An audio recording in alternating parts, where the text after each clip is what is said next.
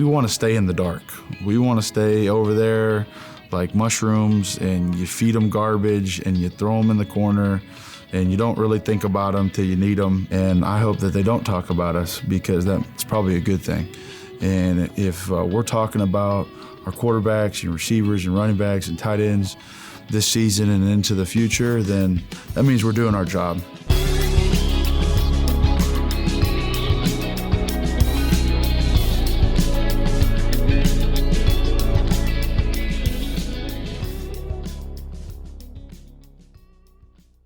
When I strike, my shoulder goes back and my head goes up. All right, 10 on each strike. Here we go. Keep the feet hot. On you. Go ahead.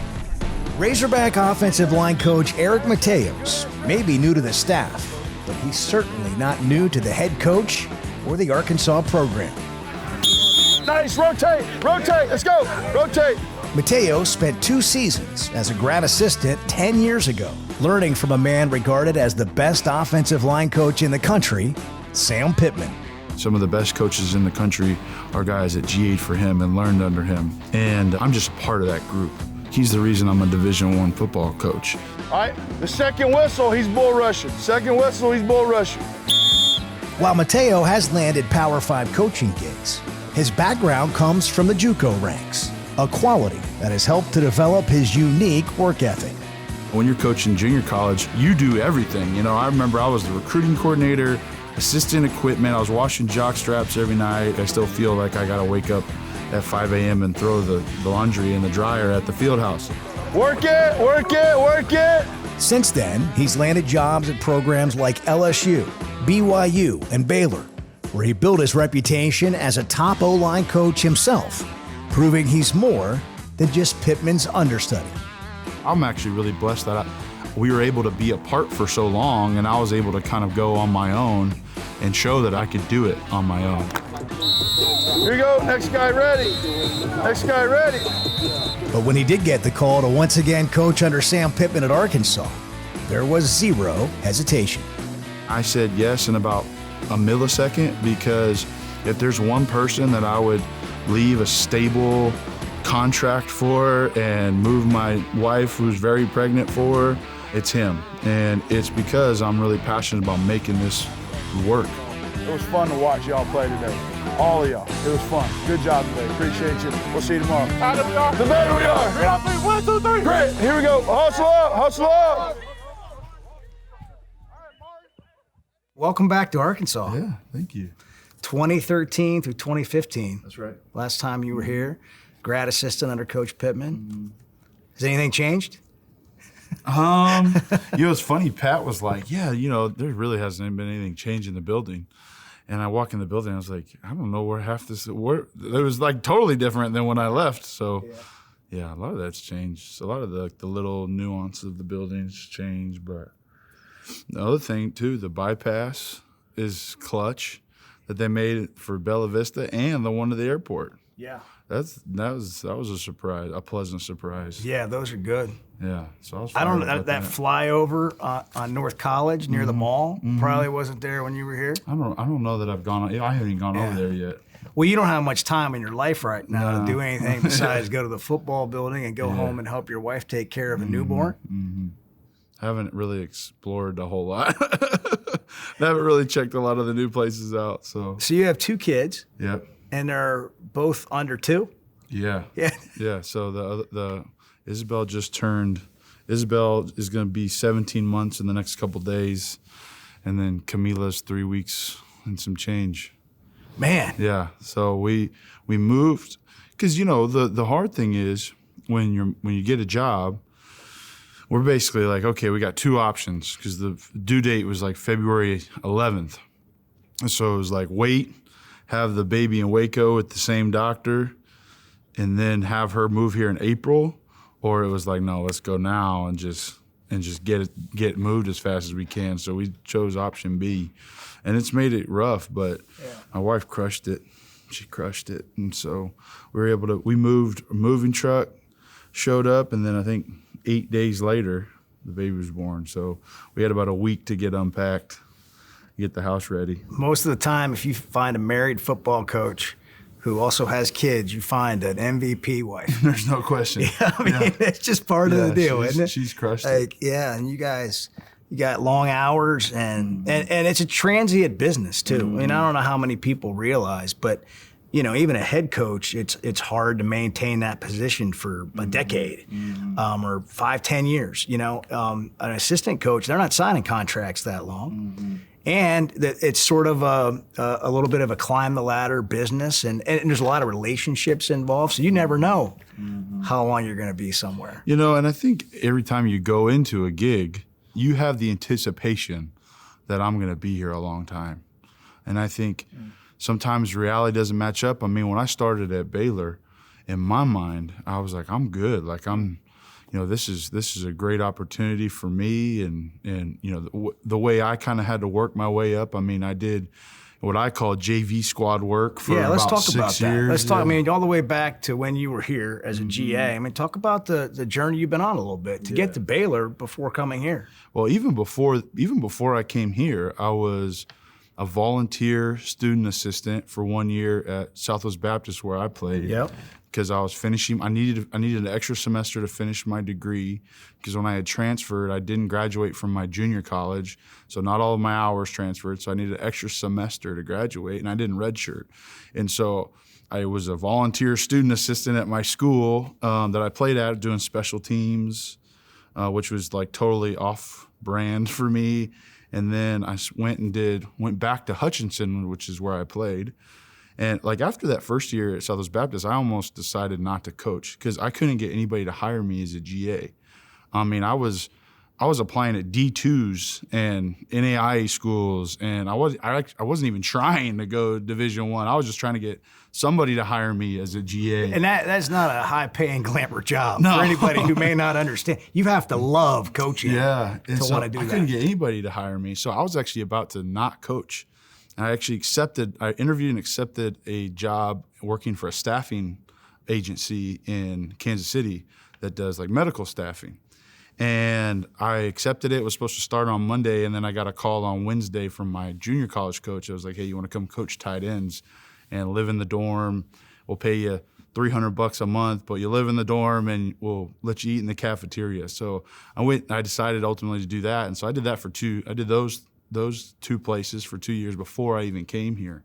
And really what got me the opportunity to be a GA here was a guy named Tommy Mangino was our OC at Hutchinson. He knew Jim Chaney really well. We had Cordero Patterson, who ended up playing at Tennessee he played there for Sam and Jim. And they recruited him from Hutchinson. And so that's how I got the interview in the first place. And so, because I didn't, when you don't play Division I, you don't know anybody. You don't have like D1 connections to help you get an interview or to help you get your foot in the door. You're kind of just hoping, can I get anything going, regardless of D1 or D2. And so, like I said, I remember Bemidji State, as a Division II in Michigan, emailed me back and said, sorry, you're not, we're looking for somebody with more experience to be our GA. And I'm like, it's a D2 GA. I'm like, what more experience could I possibly have to get this job? Well, anyways, you fast forward and then was able to get this job here, which was awesome. And then, back then you didn't have as big of support staffs as what you have now. So like when I was here before, we had 2 GAs and a quality control on each side of the ball. And so I did my 3 years, and you can't GA for more than 3 years. And so at the time, the coaches, Sam was leaving and going to Georgia, and they were like, hey, listen, we don't have another job for you. And so I actually went and GA'd at LSU for a year. So 2016, I was at LSU because there was no job for me to stay here. So I went and did a year there, which was a wild year. That was the year Coach Miles got let go, and I got moved from O-line GA to tight end coach kind of 4 games in the season. And so did that, and then that kind of ended up working out from an experience standpoint. It was huge because that's where I met Jeff Grimes, who ultimately is the one who I worked for at BYU and Baylor, and that's where I met Dave Aranda, and that's where I met a lot of those guys.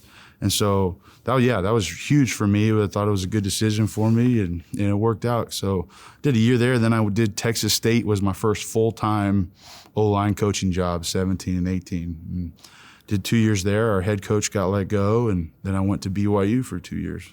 It's interesting, just how much you have to love something to go that route and be in there. You talked about your wife, and had she been with you on when did she join the journey? No, we met in Utah when I was at BYU. Okay, so it's fairly recent. But for you so that was 2019. 2019.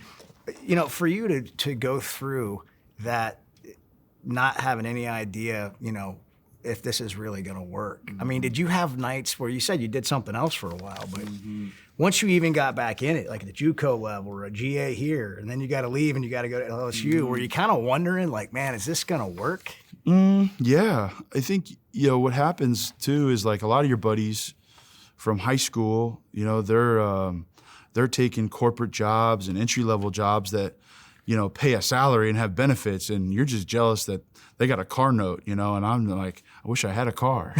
You know, it's you just, have a car? Yeah, not one that was very reliable. Yeah. You know, it worked like, you know, Yeah. a couple days a week it would work. But I think just for me, it ultimately why I decided to stay in coaching was because I just couldn't imagine not being on a team.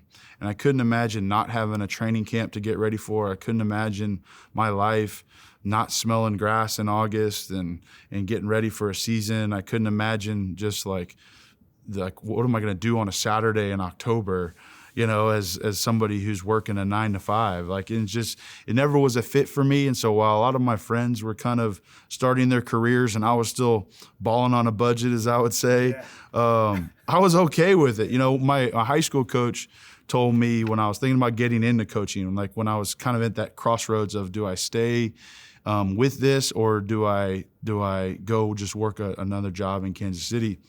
He told me, listen, you're used to being poor. Just stay poor for a while and you see if you like it or not. And so I was like, that's good advice. I'll just see how long I can be poor. And I was poor for a while, you know.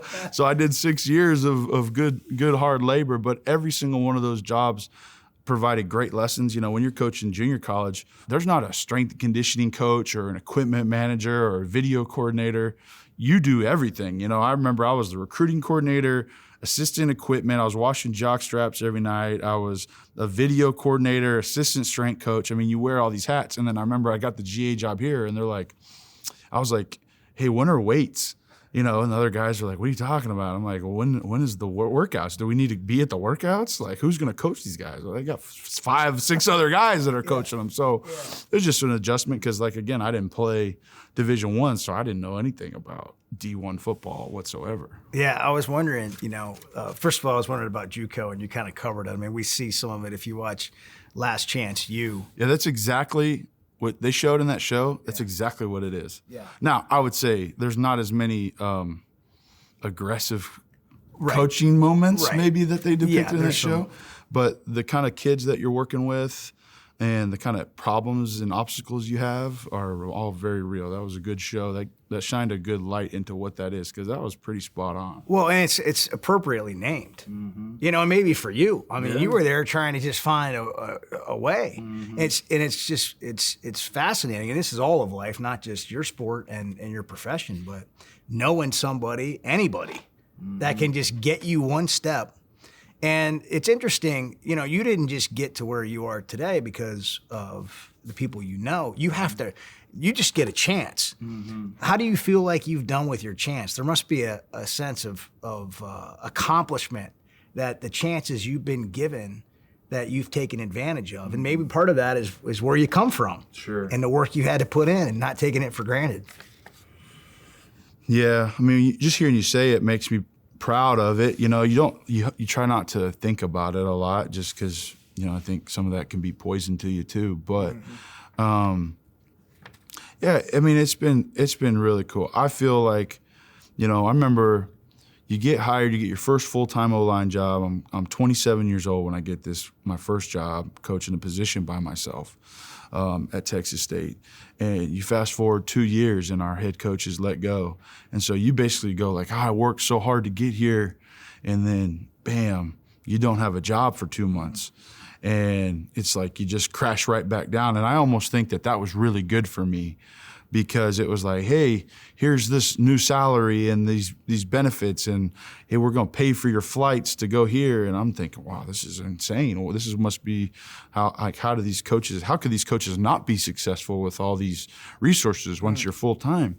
And then boom, head coach gets let go and you don't have a job for a couple months. So I thought that was actually good for me to go in there, feel like, because no matter what, the first time you get your own O-line, you're going to screw some stuff up.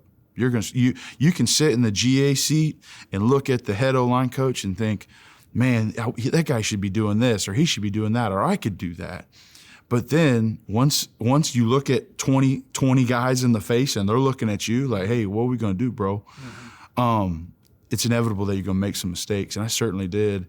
And then I think to have that kind of adversity where I was without a job for 2 months was actually good for me, because it was like, hey, dude, you ain't all that, and you are replaceable, and you got to earn it every single season in this profession. Like there's not a hey, I signed a 3-year contract, so I'm going to chill now, and right. I thought that taught me a really good lesson at a younger age than maybe some other guys get it.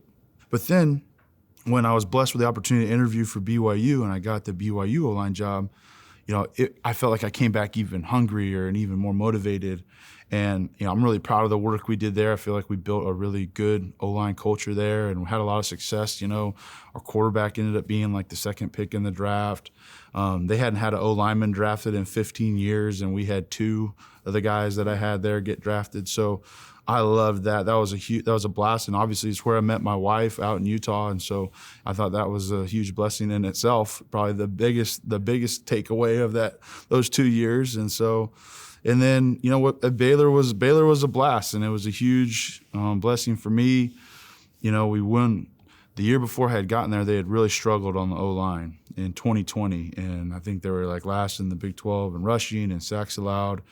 And I think we went from like 90 yards a game rushing to my first year there, we rushed for 220 a game, and we won 12-2 and won the Sugar Bowl and had a great year. And so each of those places has kind of taught me something about myself, and all the mistakes that you make while you're in it, I think ultimately, if you're aware, can just help you with the next situation that you get into. 8 draft picks you have on your resume. Mm-hmm. You have, I think, 13 guys that you've coached in some way that have made it to the NFL. What makes a good offensive lineman? Number one is loving ball. They have to love football, because it's so hard to come in every day and do a job that only records negative statistics about you. And we talk all the time about what's the O-line persona, like what is it like? And I kind of explain it like this. You could play a 70-play game. You can dominate somebody for 67 plays. If that guy gets 3 sacks, he's SEC Player of the Week, and you got grandma in the stands that just is yelling at you. She knows you suck. But for 67 plays, you whooped him. Yeah. But for those 3, he got the best of you. And I think that's what being an O-lineman is. And if you don't love football, I don't think you can overcome the mental obstacles that come up with that. Man, that's such a great way to describe it. I've never thought about it in that way, because it's so true. And in this league, you learn real fast. You've seen coaches over the years, man, I didn't get enough offensive or defensive linemen. I mean, it's all about, you got no shot if you're not good up front on both sides of the ball. And that's football really, but in the SEC, maybe more so than some other conferences over the years. Yeah, I think it's, of course my bias will shine through in this comment, but I think big people lead the way on both sides of the ball. I think the tone, the demeanor, the culture of your offense and your defense ultimately are driven by your big people. And when the big people are out in front and willing to run into the burning building first, I think you have a recipe to have success on either side of the ball. And so, yeah, I think that's 100% true. How do you go about the transition? And you've been through it a bunch now, and you've been through it at different levels. Mm-hmm. But BYU to Baylor, Baylor to Arkansas, you're looking different guys in the room. You don't know where they're all coming from, what they personally have been through or haven't been through. So what's your approach to engaging those guys that are going to be your unit when you get in there? You got to start with the people. I mean, if you can't, like you mentioned, you don't know about these people. I could watch tape before I ever meet somebody, but the tape doesn't define somebody. It defines their performance in their sport, but it doesn't really tell you the story of who they are. And so I think it's really important to dive into each individual person within the unit, because I say this a lot with O-line, the standards are the same for all people. Like, the standards don't change. How you stretch, how you finish a play, how you communicate. The standards we'll keep very high for every player, but I don't treat every player the same because they're not the same. You know, I've had players tell me in the past, hey, coach, could you rip me more? And like, what do you mean? And, you know, I actually told my wife that I need coach to yell at me more. And I was like, okay, well, I guess I'll be yelling more at him. But they're not all the same. They don't have all the same, you know, you got one-parent backgrounds, two-parent backgrounds. You have, hey, we lived a great, comfortable life, never worried about the lights getting cut off, or somebody that lived a lot of their nights with no heat in the house. And so I think the most important thing is like figuring out your guys individually and what makes them tick and how you communicate with them. And then I think you have to be real. You know, I think if I come in and I have this, like, you know, I don't know what it is, this like mask that I put on, that like, oh, I'm this guy. Players see through that so fast. And so I think if you're intentional and authentic about trying to figure guys out, I think they can feel that from you. And ultimately, you're on a fact-finding mission of just figuring out what makes this guy go. I think that's the first priority for me. It's been my most important thing I've done up to this point, being at Arkansas, because no matter where you've been, I mean, I was at BYU where we had, you know, 9 guys that were returned missionaries that had been out on their own for 2 years and mature. And, you know, then I was at Baylor where guys had just got poo-pooed on for a whole season. They were so bad. The fans hated them. They were terrible. And then you had to go grab them from the depths and kind of bring them up. And you know, and now I'm here. And so every situation is different, but at the end of the day, it's always about like, how do you go grab the people, meet them wherever they're at, you know? And it's like, I've learned now, you know, with my daughter being 17 months, is like, when I'm standing over her, she feels that, you know, and when I get on her level, she feels different. And so I don't think it's any different when you're dealing with a player, just with who they are as people. You got to, wherever they're at, you got to go meet them at that point, and then you got to work up together. And then the challenge becomes, okay, I'm doing this with all these individual guys, and at the same time, we're kind of all building the room and the group identity together. And that's what I think makes coaching O-line so fun.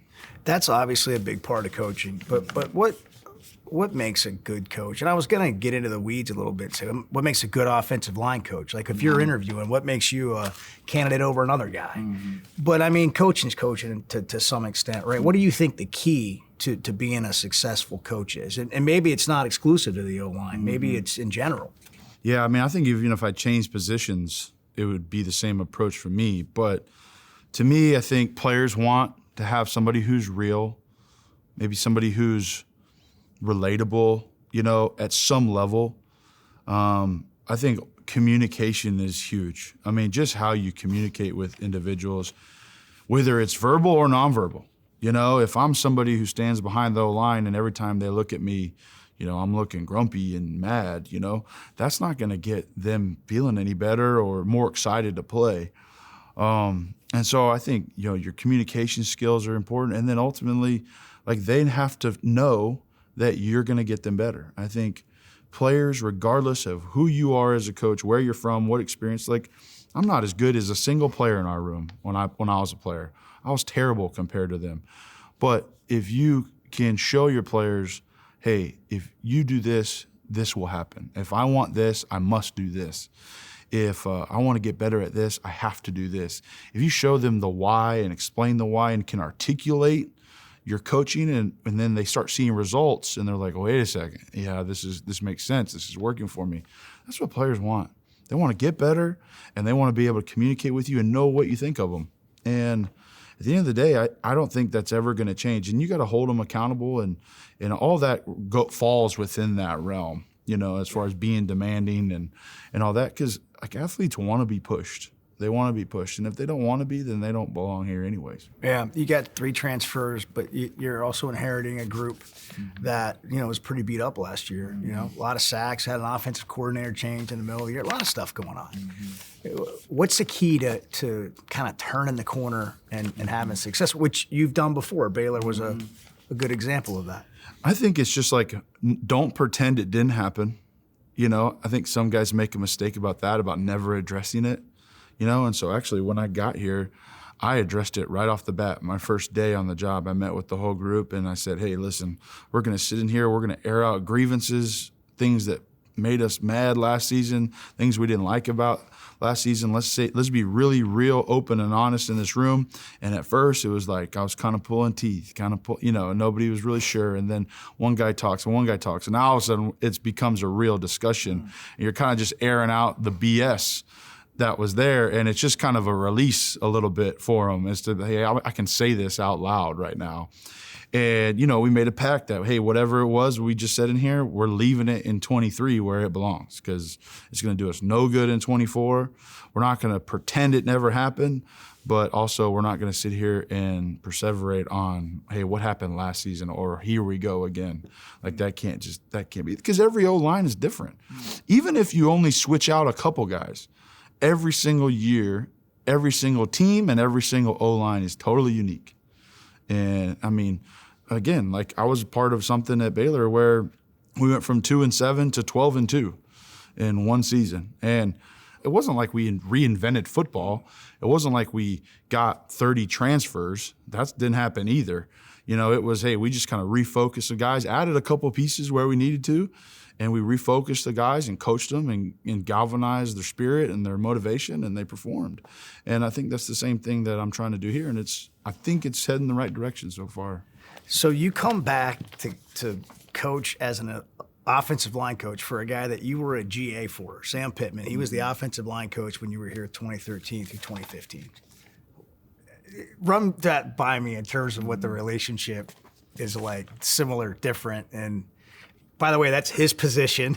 So you're in it now, and there's a little bit to think about there. Yeah, well, for me, I mean, there's layers to that question, because, I look at Coach Pittman like he's the reason I'm here. And I mean, I don't just mean like reason I'm at Arkansas, like he's the reason I'm a Division I football coach. He has so many of people that he's influenced are offensive line coaches all over the country. I mean, some of the best coaches in the country are guys that GA'd for him and learned under him. And I'm just a part of that group, But I look at him as a reason that I was able to get my opportunity because, again, I still feel every day when I wake up like I'm a JUCO football coach. Like that's just how when I look in the mirror, I don't feel like I'm something that I'm not. Like I still feel like I got to wake up at 5 a.m. and throw the laundry in the dryer at the field house, So so I'm really grateful for him because he's the one that gave me my opportunity. I wouldn't have gotten my first full-time job without his recommendation. And of course, like you mentioned earlier, you get the opportunity, but you have to show it on tape and you have to show that you can do it on your own because just being one of Coach Pittman's former GAs doesn't give you a pass forever. At some point you have to prove it on your own. So I'm actually really blessed that we were able to be apart for so long and I was able to kind of go on my own and show that I could do it on my own at BYU and Baylor. And so I'm really grateful for him. I'm really appreciative. The timing, I think there was an O-line coaching change here right after I had started at Baylor. And I had started like in January and there was a change here, I think late in the semester.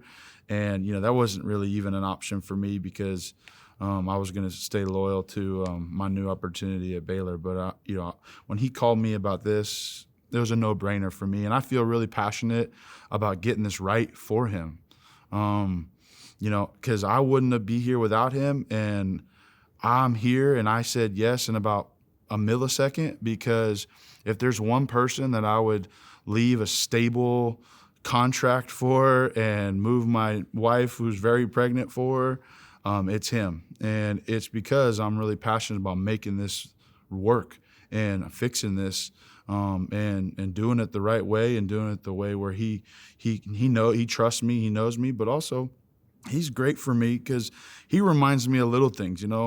I'm some hot shot and I overthink sometimes, some young hot shot O-line coach, and he'll just say, hey, have you ever just thought about saying it like this? And it's so simple and so perfect at the same time. I'm like, gosh, I forgot what it's like to be around you, because his ultimate talent is his ability to take something very complex and make it very simple for a young player to understand. And so it's a great opportunity for me to try to make this right. And I love this place too.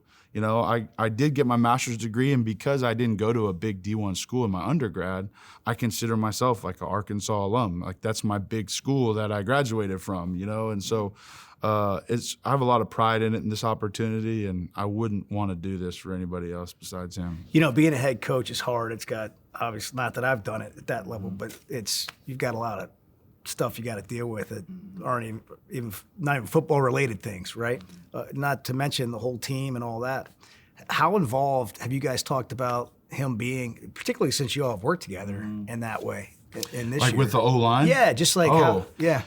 I mean, I remember we were on a plane flying together, like my first week here of recruiting, so maybe my second week recruiting, and we started talking about just kind of our plan. And it almost felt like he was kind of tiptoeing, talking about what I thought. And I said, listen, you're the best O-line coach in the country. If you don't help me, I'm going to be pissed at you, And so, we're going to be working a lot of individual things together, like individual drills, similar to how we did it when we were here before, when I was his GA, where, I take the right side and he takes the left side, or he takes the tackles and I take the guards. And so there's going to be significant periods of practice where he's coaching the boys on his own on a certain skill or a drill, and I'm working with another group of the guys. And then there'll be other times where, another individual period where, hey, I want to go watch the DBs, and he'll do that. And so we'll organize that day to day. But as far as like his involvement, like I want him in my meeting rooms. I want him doing indie with me, because if I don't use that, I feel like what am I doing? Like, this seems crazy. I'm perfectly comfortable being the second best O-line coach in the building. Like, that doesn't bother me. Well, I don't know, nothing against him. I mean, you're figuring it all out. I don't know that was necessarily always the case. And that's part of, being a head coach too. Like, okay, I'm going to do this a little bit different. You tinker a little bit, but your relationship with him, it's going to be interesting to see how you guys can team up to do what you were brought in here to do. What about Coach Petrino?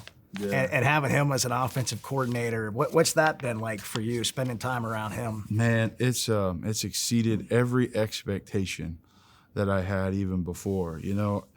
I remember when Sam first called me about it, I reached out to a couple of friends that worked at A&M and just asked them what they thought of Coach Petrino, and they just raved about him and raved about how it was to work with him. And I fully anticipated Coach Petrino to put a playbook in front of me and say, hey, run this.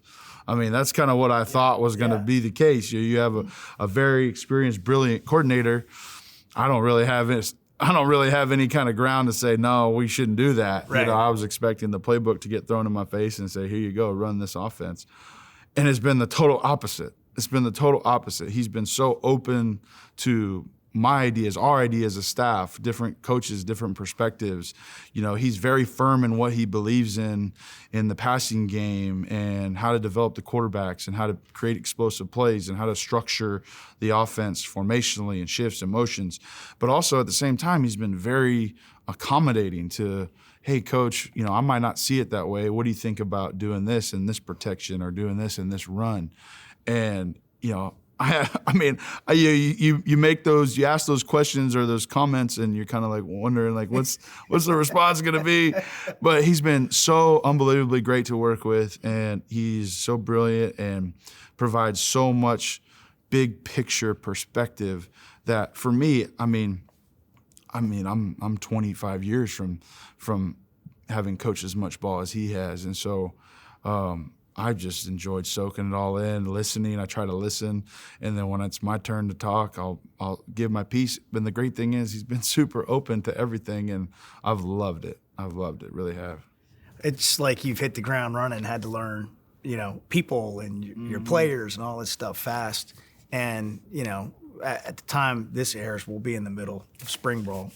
But what do you think you have to work with on the offensive line? How would you sort of big picture sum up, what you think you can be this year or what your challenges are? I think we have different challenges and advantages with almost all of our players. The first thing that I have felt from our guys is they are so willing to do whatever we ask them to do. I mean, I could ask them to run backwards through the hallway naked, and they'll do it. Let's not. Might.